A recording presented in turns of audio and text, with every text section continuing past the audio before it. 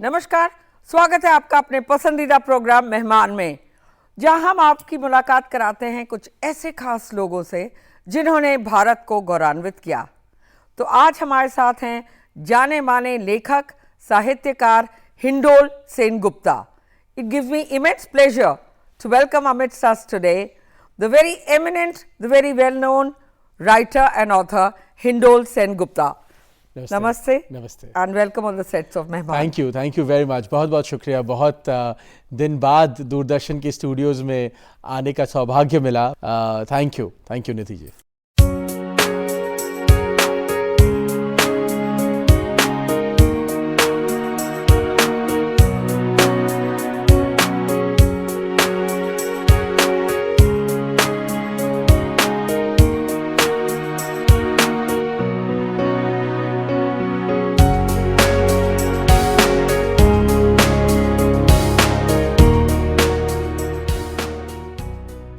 I'd like to start, Hindol, with your book Recasting India. जी. As India battles COVID-19. जी. And there has been a pandemic fatigue kind of seen in the people. As an author, and an articulate one at that, how would you like to link this aspect to your book Recasting India? ये Recasting India मैंने जब लिखा था, मैं क्या कह रहा था उस किताब में? मैं कह रहा था कि इंडिया का जो इकोनॉमी है वो पूरा रिकास्ट हो रहा है। हमारा जो सोशलिस्ट पैराडाइम था वो एंटरप्रेन्योरियल बन रहा है, और मेरी किताब में मैं समझा रहा था कि वो एंटरप्रेन्योरियल जिसका नेचर जो है वो एकदम ग्रास रूट्स है। हम सोचते हैं सिर्फ फॉर्चून 500 कुछ कंपनीज हैं उसके बारे में बात करें एंटरप्रेन्योरशिप का, पर मैं कह रहा था कि ये एंटरप्रेन्योरशिप तो हमारे रग रग में है और आम आदमी के लिए, आम आदमी के लिए है, और आम आदमी के एफर्ट से, आम आदमी के मोटिवेशन से, आम आदमी के दृढ़ता और बल से ही एंटरप्रेन्योरशिप का जन्म होता है। अगर आप 2020 की बात करें तो ये जो पैंडेमिक हुआ है, कोरोना वायरस, वुहान वायरस, जो भी आप कहना चाहे इसको, कोविड-19, इससे देखिए पूरे विश्व भर में रिकास्ट हुआ है। बिल्कुल, सिर्फ इंडिया नहीं। तो भारत की अगर हम बात करें, देखिए भारत में दो चीज तो एकदम साफ है। पहली बात, भारत का जो पॉपुलेशन है और जो स्प्रेड है और जो डाइवर्सिटी है, उसके हिसाब से अगर आप देखें, हमारे केसेस और स्पेशली हमारा डेथ रेट अभी भी बहुत कम है। हमसे कई ऐसे बहुत छोटे देश हैं जो जिनके पास शायद हमसे पैसा भी ज्यादा हो, पर उनका डेथ रेट कोविड-19 से वो बहुत ज्यादा है। तो ये this is the good thing, ये एक अच्छी बात है। दूसरा जो है, दिल्ली में केसेस बढ़ रहे हैं, पर डेथ रेट अभी भी पूरे इंडिया में कम है। और इकोनॉमिक की अगर हम बात करें, इकोनॉमिक स्थिति की अगर बात करें, एक रिकवरी का साइन हम देख सकते हैं।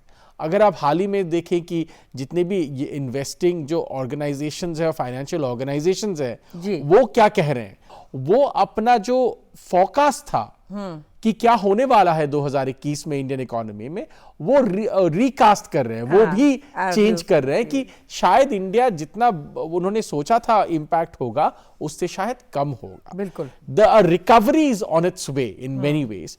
और सबसे बेहतरीन बात है, सबसे हमें गर्व होना चाहिए कि ये जो हमारा रिकवरी है, ये कहां से शुरुआत हो रहा है? It is being led by rural India.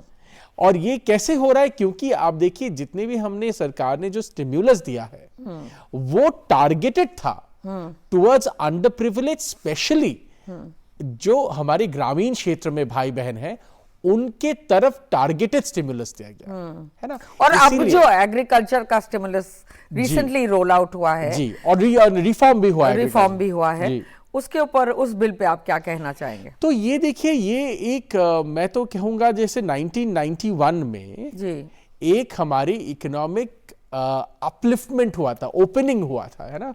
विश्व को हमने हमारा इकोनॉमी खोल दिया था, पर एग्रीकल्चर कहीं पे अटक के रह गया था। तो मुझे लगता है ये जो रिफॉर्म हुआ है, ये एग्रीकल्चर के क्षेत्र में, ग्रामीण क्षेत्र में 1991 की तरह है। This is the liberalisation in a sense, correct, of the agrarian system in our country.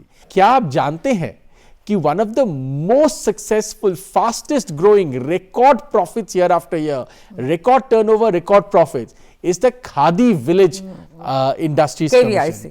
KVIC। आप देखिए अक्टूबर गांधी जी का एनिवर्सरी होता है हमारा, अक्टूबर 2 को। उसके बाद अगर आप 40 दिन का आप लें, उस 40 दिन में 2020 में दिल्ली के कनॉट प्लेस का जो खादी का बड़ा दुकान है, वहां पे डेली सेल हुआ है 1 करोड़ रुपए का। तो यहां मैं कहना चाहूंगी कि इसके हमारे माननीय प्रधानमंत्री सबसे बड़े ब्रांड एम्बेसडर है। Absolutely. And so I think this is moving on those lines because of his. तो मैं यही आपसे कहना चाह रहा हूं, ये देखिए प्रधानमंत्री जी जब से आए हैं तब से हम कहते थे सबको, उन्होंने कई बार ये बात कहा है कि खादी हमें खरीदना चाहिए, विलेज प्रोड्यूस खरीदना चाहिए। तो रिकॉर्ड ग्रोथ पे जा रहा था खादी। अब फिर उन्होंने कहा आत्मनिर्भर भारत। तो ये आत्मनिर्भर भारत का जो उन्होंने नारा दिया, तो ये एकदम स्प्रेड कर गया है। मुझे खुद लगता है आज, If I take you back to 1990s, ji. when there was this breakfast revolution and we were flooded with, things like sesame, oat, all of that, cornflakes. And now look at us. We're going to the Patanjali way. We're going to, neem, Patanjali वे नहीं है, yeah, Patanjali वे तो है ही एकदम, आप सही कह रहे हैं। Ayurvedic. आज देखिए केलॉग्स जो आया था हमारे देश में कि एक ब्रेकफास्ट चेंज करेंगे हमारे हैबिट्स को, ब्रेकफास्ट हैबिट्स को चेंज करेंगे। आज केलॉग भी, मैं देख रहा था आज ट्विटर पे कोई फोटो वायरल हो रहा था, अच्छा। केलॉग्स अभी उपमा मिक्स बेच रहा है। पर आप देखिए ये नया नहीं है। आप सोचिए जब मैकडॉनल्ड्स आया था, वेजिटेरियन बर्गर का प्रथा कहां से शुरू हुआ? तो ये एक छोटी सी चीज नहीं है ये। इंडिया में हमें बहुत गर्व है कि हम भारतीय हैं। और हम ऐसा नहीं है कि हम आत्मनिर्भर भारत का ये मतलब नहीं है कि हम विश्व को वेलकम नहीं करेंगे, but we welcome and embrace the world on our terms. Let us talk about Sardar Patel. जी। Let us talk about how relevant he is to India. और जैसे आपने कई बार कहा है कि जो भारत का मैप है जिसमें आप और हम रहते हैं, वो सिवाय उस लेजेंडरी आइकॉन के आज पॉसिबल नहीं होता। तो take us through that book. स्वाधीनता संग्राम जिसको कहते हैं हम, वो अगर हम देखें तो उसका जब इतिहास पढ़ाया जाता था निधि जी, उसमें तो ये कोई दो राय नहीं है कि तब तो कांग्रेस पार्टी थी। बिल्कुल, छोटे मोटे कुछ और भी होंगे, पर मेनली तब कांग्रेस पार्टी थी। अब उस कांग्रेस पार्टी में, उन दिनों का कांग्रेस पार्टी में, जिस पार्टी ने हमें स्वाधीनता दिलाया, वहां पे अगर हम उसकी इतिहास देखते थे तो 2 लोग सामने आते थे as the primary characters, dramatis personae so to speak, जो सबसे इंपॉर्टेंट कैरेक्टर्स हैं। वो है महात्मा गांधी, गांधी जी को तो सब जानते हैं। दूसरा है पंडित नेहरू, जवाहरलाल नेहरू। मैंने कहा कि देखिए अगर आप सच में इतिहास देखें तो आप ये दोनों तक सीमित नहीं रह सकते। जैसे हमें भारतीय सभ्यता में ही है, आपको 3 दिशा में देखना पड़ेगा। करेक्ट। हमारे तो सभ्यता में ही है ब्रह्मा विष्णु महेश। बिल्कुल। तो ये 3 दिशा में आपको देखना पड़ेगा, because you can not understand India's freedom struggle. हमारे जो स्वाधीनता संग्राम है उसी को आप नहीं समझ सकते अगर आप पटेल का कंट्रीब्यूशन, सरदार साहब का कंट्रीब्यूशन अगर आप नहीं पकड़ रहे हैं। क्योंकि गांधी जी तो थे ऑब्वियसली एक स्पिरिचुअल कोर, पंडित नेहरू का एक रोमांटिसाइज्ड विजन था, पर अगर जमीनी बात हम करें कि वो सारे फिलॉसफीज को जमीन पे किसने उतारा, पार्टी किसने चलाया, पार्टी के लिए जो फंड्स जरूरत था वो किसने रेस किया, और वो 500 राजा तो थे जैसे जूनागढ़ के। अच्छा वो 500 राजा के बाद हम आएंगे, पर मैं कह रहा हूं कि वो 500 राजा के पहले भी पार्टी किसने चलाया। करेक्ट। इतना बड़ा जो लंबा हमारा फ्रीडम स्ट्रगल चला, a freedom struggle, a movement needs resources, right. ये रिसोर्स का जो जनरेशन है वो किसने किया? सारे पटेल करते थे। पार्टी का पावरफुल बॉस कौन था? पटेल थे। तो ये सब उन्होंने वो 500 जिसकी आप व्याख्या भी कर रहे हैं, उनसे उस पॉइंट के पहले ही उन्होंने ये सब कर दिया था। एंड प्लस एडिशनली आप जिस बात पे आ रहे हैं कि देखिए ये जो मोर देन 500 प्रिंसली स्टेट्स था जो राजा रजवाड़े चलाते थे, उसका जो मिलन हुआ एक ब्रिटिश रूल्ड इंडिया के साथ, जिस जो क्षेत्र ब्रिटिश रूल के अंडर था, ब्रिटिश चले गए तो एक साथ संगठित होके जो भारत फिर से निकला, ये जो काम है विथ मिनिमम पॉसिबल वायलेंस, रक्तपात के बिना ये जो प्रोसेस है, ये सिर्फ सरदार साहब ही कह सकते हैं। आसान तो नहीं हुआ होगा, जाहिर है। नहीं, आसान तो था ही नहीं। ये भी सोचने वाली बात है कि जिन दिनों सरदार साहब ये कर रहे थे, हाँ। सारे राजा रजवाड़ों के साथ बात करके, निगोशिएट करके ये कर रहे थे, that was the time when he was very ill, वो बहुत बीमार थे, he was a dying man। वो खत्म करने के बाद ही 1 साल के बीच में उनकी मृत्यु हो जाती है। हाँ। तो वो बहुत ही बीमार थे, पर बीमार होने के बावजूद उन्होंने ये पूरा कार्य खत्म करके फिर वो वेरी सैडली वो नहीं रहे। एक सशक्त और समृद्ध भारत बनाने की उन्होंने ही प्रेरणा दी। तो यहाँ मैं जानना चाहूंगी कि आपने कुछ इंस्टेंसेस भी लिखे हैं महाराजा जूनागढ़ के बारे में, कुछ आपको याद हो तो शेयर करिए हमारे साथ, because you have been foraying into so many books. देखिए, जूनागढ़ का ऐसा था कि जूनागढ़ के जो नवाब थे वो अलग से जिन्ना साहब के साथ वो डील करने की कोशिश कर रहे थे, और ये पटेल साहब को पता चल गया था।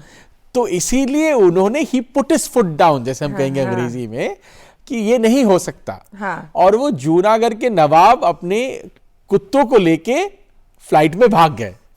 पर जूनागढ़ में और एक बहुत ही इंपॉर्टेंट पॉइंट है निधि जी, जब सरदार पटेल जूनागढ़ गए तो उन्होंने देखा कि सोमनाथ मंदिर जो था जी, वो ऐसे हालत में था कि उनको देख के दुख हुआ कि सोमनाथ का ऐसे हालत नहीं होना चाहिए। तो उन्होंने के मुंशी करके थे, आपको तो पता ही होगा, फेमस, वो भी बड़े लेखक थे, वकील थे वगैरह वगैरह। तो के मुंशी जी को, और वो भी गुजराती थे सरदार साहब की तरह, सरदार साहब ने के मुंशी जी से कहा था कि देखिए आप सोमनाथ को जरा फिर से बनाइए। और वो काम शुरू हो गया था थोड़ा सा जब सरदार जिंदा थे, पर ठीक से वो gather pace as it were, right. Sardar साहब की मृत्यु के बाद के मुंशी ने ये काम खत्म किया। ये एक बहुत ही बड़ा कार्य था, और ये तब उन्होंने खत्म किया तब जब उनके ऊपर प्रेशर था कि वो ना करें। पर के मुंशी बीइंग के Munshi still completed the work of the Somnath temple. And आज अगर सोमनाथ खड़ा है, वो सरदार पटेल की हमारे ऊपर एक बहुत बड़ी उनकी देन है कि आज सोमनाथ मंदिर खड़ा है। आपने गुजरात की बात की जी, तो ये युग पुरुष सरदार पटेल, महात्मा गांधी और अब नरेंद्र मोदी, गुजरात ने क्या कुछ दिया है भारत को। जी जी। पर अब मैं आपकी दृष्टि ले जाना चाहूंगी, let's move on to your other book on Swami Vivekanand. How do you see that philosophy? And if I would like to link it now to the statue that has been unveiled at the premises of JNU. पर ये ऐसा ही लगता है कि मैं किताब लिखता हूँ फिर उसके बाद स्टैचू अनवेल हो जाता है। दूसरी बार हुआ है। देखिए, मैंने किताब लिखा था, उसके बाद सरदार पटेल की स्टैचू आ गई। अब मैंने किताब लिखा, अब JNU में स्टैचू आ गया। तो वो तो अच्छी बात है। आप अगली कौन सी लिखेंगे? हाँ, मैं वही सोच रहा हूँ कि जिनकी स्टैचू की जरूरत हो।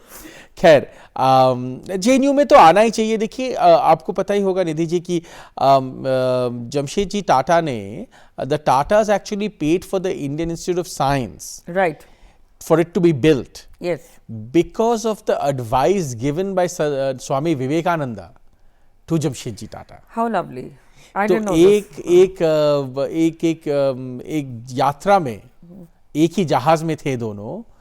तो उनकी बातचीत के दौरान स्वामी विवेकानंद जी ने उनसे कहा था कि ऐसा एक बनना चाहिए। अच्छा। तो फिर टाटा के पैसे से ये इंस्टीट्यूट ऑफ साइंस बना।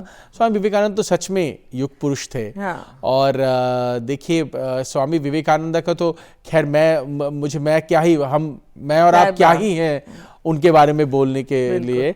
पर देखिए स्वामी विवेकानंद, मुझे लगता है, मैं आपको पहले भी कह रहा था, भारतीय राष्ट्रवाद जो है, हम सोचते हैं भारतीय राष्ट्रवाद गांधी जी से शुरू होता है। ये एक्चुअली गलत है। बहुत लोगों को ये लगता है कि अच्छा गांधी जी आए थे वगैरह वगैरह। ऐसा नहीं है कि मैं गांधी जी की कंट्रीब्यूशन को नकार नहीं रहा हूं। ऑब्वियसली मैं कौन हूं उनके कंट्रीब्यूशन को नकारने वाला, वो कोई नहीं कर सकता।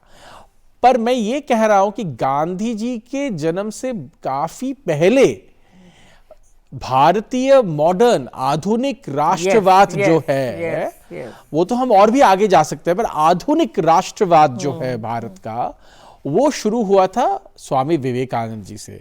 It was Swami Vivekanand who taught us that even though we were colonised, हम ब्रिटिश रूल में थे, पर फिर भी हमारा एक ग्लोबल कंट्रीब्यूशन था और सोच हमारी सोच थी। Politically we may have been a colonised nation, but हमारा जो दार्शनिक जो हमारा एक अचीवमेंट था, राइट, एक हमारा स्पिरिचुअल जो अचीवमेंट है, या world view, intellectual world view जो था, वो जो हमारा power of the Indian mind जिसको कहते हैं, उपनिषद से, वेद से लेके उपनिषद तक वगैरह वगैरह, तो ये जो इंडिया का एक कंट्रीब्यूशन है, और सिर्फ स्पिरिचुअलिटी नहीं, आप देखिए साइंस के क्षेत्र में, आर्किटेक्चर के क्षेत्र में ऐसा कोई क्षेत्र, मेडिसिन के क्षेत्र में ऐसा कोई क्षेत्र नहीं, जैसे स्वामी विवेकानंद समझाते थे, जिसमें भारत का एक ग्लोबल कंट्रीब्यूशन ना रहा हो। हर चीज में भारत का कंट्रीब्यूशन है। आज हम कहते हैं भारत विश्वगुरु बनेगा, भारत विश्वगुरु बनने के लिए ही भारतवर्ष पैदा हुआ है, right, because there is so much contribution, and the person who first made us confident about these things was Swami Vivekananda. Yes. He is the first person who not only spoke to Indians but had the confidence. देखिए आज हम सोचते हैं हम एक independent India, हमारा बड़ा economy है वगैरह वगैरह, हम बाहर जाके बात करते हैं। आप सोचिए स्वामी विवेकानंद के समय भारत क्या था? कुछ भी नहीं। ब्रिटिश रूल था तब, सब कुछ ब्रिटिशों का था, हम एक ब्रिटिश कॉलोनाइज्ड नेशन थे, अधीन थे। तो पर आधीन हम पॉलिटिकली थे। स्वामी विवेकानंद ने हमको समझाया कि हम आज आधीन है, पर हमारा जो our mind is free, right, हमारी सोच स्वाधीन है। हम आधीन है पर हमारा सोच स्वाधीन है। Where the mind is without fear. Tagore ka famous, right? The mind is without fear and the mind is free. And the head is held high. And the head is held high. And he was the one who was able to take it to other parts of the world. Correct. सिर्फ भारत में नहीं, वो America में जाके, England में जाके, दूसरे देशों में जाके प्राउडली कहते थे कि ठीक है आज हमारा कॉलोनियल नेशन है, पर हमने विश्व को जो दिया है वो किसी और देश ने नहीं दिया है। बिल्कुल। ये जो कॉन्फिडेंस है, ये एक बहुत confidence of the conquered, we were conquered at that time, but he still told us that even the conquered can have world beating confidence and a voice. And a voice that is truly spectacular. Absolutely. Here I'd like to ask you, you got the Wilbur Award for your new book Being Hindu. जी। तो अगर हम हिंदू की बात ना करें but राष्ट्र की बात करें, जी जी, तो आपका क्या कॉन्सेप्ट है, नेशन क्या होना चाहिए? And when we talk of being Hindu, I think it is one religion that encapsulates everything in its fold. You see, it is the Hinduism doesn't tell you to just believe in gods. No, not at all. Hinduism is more of a philosophy. If you look at our Upanishads, if you look at Mahabharata, if you look at Ramayana, how do you look at all these things? And how much did you study all these things when you wrote that? देखिए मैं तो मेरा तो जो spiritual journey है जी, वो मैं जो भी हूँ वो उसी जर्नी के वजह से हूँ। और मैं 10 साल की उम्र में मुझे दीक्षा दिया गया था रामकृष्ण मिशन में। मेरे परिवार में 3 पीढ़ी से हम रामकृष्ण मिशन के साथ हैं। बिल्कुल। तो रामकृष्ण मिशन के साथ तो हमारा बहुत ही पुराना नाता है। और मैं समझता हूँ मैं जो भी हूँ, जितना भी मैं कर पाया हूँ, जो भी थोड़ा बहुत मैं कर पाया हूं वो रामकृष्ण मिशन की देन है। बिल्कुल। अगर रामकृष्ण मिशन नहीं होता तो मैं नहीं होता जी। इसमें मेरे मन में कोई दो राय नहीं है। जी। तो रामकृष्ण मिशन का जो ट्रेडिशन है, आप हिंदुइज्म के बारे में कह रहे हैं, देखिए रामकृष्ण मिशन में तो हमें सिखाया ही जाता है कि रामकृष्ण परमहंस जी ने कहा था बंगाली में, जो तो मौत तो पौत, जितने मत उतने पथ, as many as there are opinions, so there are paths leading to the divine, to God. आपने पेट्रियार्की पे बहुत कुछ लिखा जी। है और नमन करती हूँ मैं इन बातों का जी। कि आज जैसे हम बात करते हैं एक दलित औरत भी अपनी आवाज़ उठा के बोल सकती है, शायद उतना ना बोल पाए, ट्विटर पे इंस्टाग्राम पे ना बोल पाए, पर वो बोल सकती है कि मेरे साथ अन्याय हुआ। और आप ऐसी लाखों करोड़ों बिलियन आवाज़ों को प्रेरणा देते हैं अपनी सोच के साथ। तो क्या कहना चाहेंगे आप ऐसी औरतों को जो आज के युग में अपनी एक छोटी सी जगह ढूंढ रही हैं? देखिए, मैं आपसे कह रहा था ये प्रोग्राम शुरू होने से पहले, ये आपके प्रोग्राम का नाम है मेहमान। हाँ। तो मैंने देखा है, देखिए पेट्रियार्की, जो आप पेट्रियार्की की बात करते हैं ना, पेट्रियार्की एक बहुत इंटरेस्टिंग कॉन्सेप्ट है। हाँ। इन द सेंस दैट ऐसा कई बार मैंने देखा है कि जो लोग अपने आप को बहुत ज्यादा लिबरल समझते हैं वो भी कई जगह पे पेट्रियार्क बन जाते हैं। करेक्ट। क्योंकि पेट्रियार्की ना वो बहुत ही it's in our skin. Yes. वो हमारे खून में घुस जाता है। हाँ। है ना। मैंने कई बार देखा है कि जब एक महिला को सक्सेस, उन्नति और रिकग्निशन, फेम, जो भी आप वर्ड इस्तेमाल करना चाहे, सराहाया जाता है उनको। हाँ। उनमें कहीं पे एक थोड़ा सा झिझक होता है। और मुझे वो लगता है वो झिझक, this unacceptance of their own abilities और देयर ओन सक्सेस। आप पुरुष को देखिए, जहां पे उनका कंट्रीब्यूशन है भी नहीं, वहां पे उछल उछल के वो अपना फेम और सक्सेस और ताली लेके भाग जाते हैं। मैं खुद पुरुषों में मैं मुझे कोई इसमें बोलने में कोई संकोच नहीं है। यही तो डिफरेंस है। यही तो हमें, जो पुरुष सच में पेट्रियार्की के खिलाफ बोलना चाहते हैं, उनको ये समझना पड़ेगा कि ये हमारा ये हम में खामियां हैं। हाँ। और महिला में क्या होता है, वो हमेशा दो बार सोचती हैं। बहुत बार ऐसा मैंने देखा है कि अच्छा ये मैंने किया है, मैं खुद जाके ये रिकग्निशन ले लूंगी, अच्छा मैं वेट कर लेती हूं। And I always tell my colleagues, don't be a guest in your own victory parade. Correct. This is your story, your life. This is your story, your महफिल आपका है। हाँ, करेक्ट। एंड दिस महफिल has happened because of your success. इस महफिल में आप मेहमान नहीं बन सकते। इस महफिल में आप सेंटर स्टेज दिए, the spotlight has to be on you and embrace it totally. Yes. Right. So this, I think it will take time to go, but I think it can only change. मैं हमेशा कहता हूं, देखिए मैं बहुत जगह lecture देता हूं, आपको पता है, मैं हमेशा कहता हूं patriarchy of course can be removed by women. ये तो हम सब जानते हैं, but even a greater, even more role for removing patriarchy has to be that of men. हम तभी पेट्रियार्की को हटा पाएंगे अगर जो पुरुष है, जो मेन है, वो सोचेंगे कि ये मेरा बिहेवियर जो मैं डेली करता हूं, चाहे मेरे मां के साथ या बहन के साथ या परिवार में किसी महिला के साथ या बाहर किसी महिला के साथ, मेरी स्त्री के साथ, किसी भी क्षेत्र में मेरे ऐसा कौन सा बिहेवियर है जो पेट्रियार्की से उत्पन्न होता है। ये अगर हम सोचना शुरू करें तो हमें ऐसे लाखों उदाहरण हमारे खुद की जिंदगी से मिलेगा। डे आफ्टर डे, दिन प्रतिदिन छोटे छोटे पेट्रियार्कल अब्यूज से एक दिन जाके ऐसा भयानक घटना घटता है। अगर आप पहले से ही इसको चेक करें तो वहां तक हम नहीं पहुंचेंगे। पर हम क्या करते हैं, हम इसको दिन प्रतिदिन हमारे चारों ओर जो पेट्रियार्की हम देखते हैं उसको हम अनदेखा कर देते हैं, इग्नोर करते हैं, अनदेखा कर देते हैं, समटाइम्स इनकरेज भी करते हैं। हाँ। फिर जब बहुत ही कुछ एक घटना घटता है तब हम कहते हैं ये बहुत बुरा है। हाँ। मैं कहता हूं कि पहले से ही इसको रोकना चाहिए। बिल्कुल, जैसे आपने कहा, I think it's time to sensitise each woman.